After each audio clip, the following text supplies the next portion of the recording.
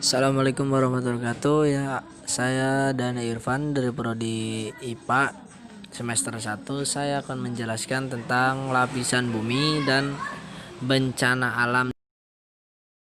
Oke, yang pertama lapisan bumi ya. Lapisan bumi ini dibagi menjadi 3 ya. Garis besar lapisan bumi, yang pertama kerak bumi, yang kedua inti dalam, dan yang ketiga inti bumi. Oke, yang pertama kerak bumi, bagian terluar dari lapisan bumi menjadi tempat berlangsungnya kehidupan. Lapisan ini memiliki ketebalan hingga 70 km. Dari terdirinya ada lapisan tanah dan bebatuan ya, itu ada di kerak bumi, lapisan yang paling atas.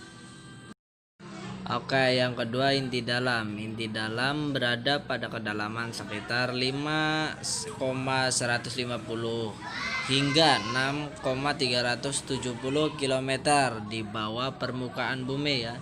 Ini adalah lapisan bumi yang kedua. Oke, yang ketiga inti bumi. Inti bumi merupakan lapisan yang paling dalam. Inti bumi dibagi menjadi 2, yaitu lapisan di inti luar dan lapisan inti dalam ya.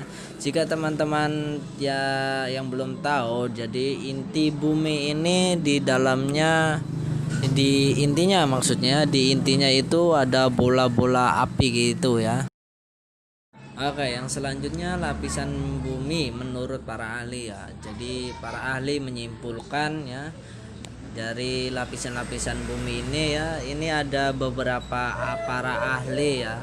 Mungkin kalian bisa baca saja ya, lapisan bumi menurut para ahlinya. Ya, terima kasih ya kalau udah membaca ya. Ya, oke ya. Selanjutnya saya akan menjelaskan tentang bencana alam ya. Jadi apa saja yang terjadi di bumi kita ya.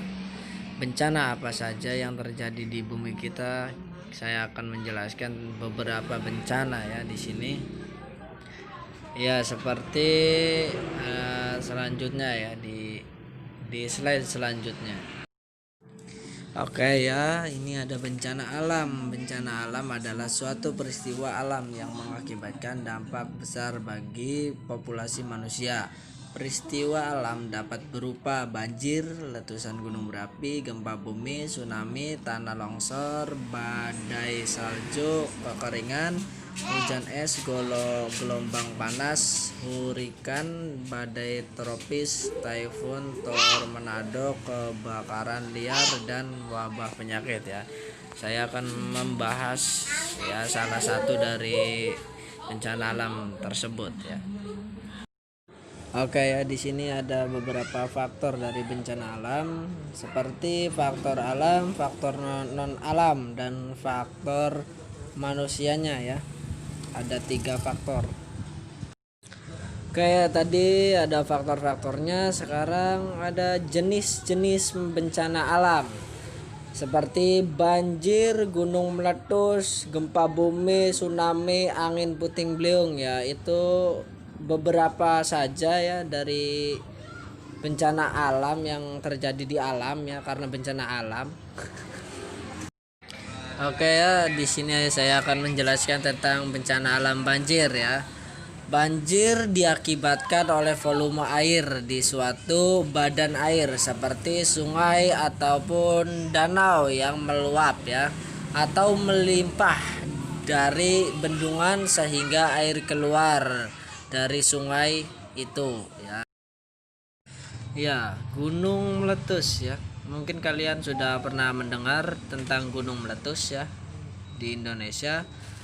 Gunung meletus terjadi ketika adanya tenaga dari dalam bumi yang mendorong perut bumi mengeluarkan isinya ya. Mungkin kalian udah paham tentang isi dari gunung meletus tersebut ya. Terima kasih. Gempa bumi ya. Gempa bumi adalah pergerakan lempengan bumi atau kerak bumi ya.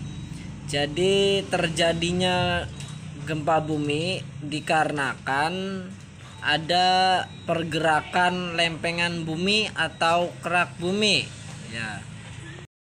Oke, selanjutnya tsunami ya.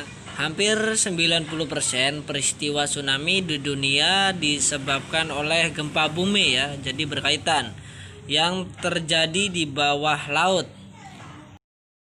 Ya, gempa bumi yang terjadi di bawah laut akan menimbulkan banyak getaran yang akan mendorong timbulnya gelombang tsunami. Oke ya. Oke, selanjutnya angin puting beliung ya. Terjadinya angin puting beliung ketika kemarau. Proses terjadinya puting beliung disebabkan pusat tekanan rendah lokal di suatu tempat. Sedangkan pada musim hujan, penyebab angin puting beliung dipicu oleh pertumbuhan awan cumulonimbus ya. Kayak ini ada pengertian bencana alam ya, menurut para ahli ya. Ada dari Asian Dissertation Center 2003 ya. Bisa kalian baca sendiri ya. Terima kasih ya. Oke ya, sebelumnya terima kasih udah menonton video saya ya, Daniel Irfan dari Prodi IPA semester 1 ya. Kurang dan lebihnya mohon maaf. Wassalamualaikum warahmatullahi wabarakatuh.